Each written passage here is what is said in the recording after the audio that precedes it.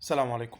النهارده هنتكلم عن حاجة تبع القلب اسمها كيو تي انترفال او انترفول، اللي هي المسافة او الفترة الزمنية اللي القلب محتاجها علشان يعمل انقباضة كاملة او وانبساطة كاملة. الفترة دي لو طالت القلب ممكن يحصل عدم انتظام في ضربات القلب، ممكن يحصل اغماء، ممكن يحصل سكتة قلبية. ممكن يحصل سكتة قلبية ووفاة، حالات نادرة وصعبة ولكن ممكن. طب في أدوية بتزود الكيو تي دي فممكن تعمل الأعراض دي؟ في أدوية بتزودها.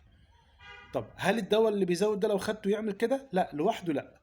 لكن لو خدت معاه دواء تاني بيعمل نفس الموضوع ممكن.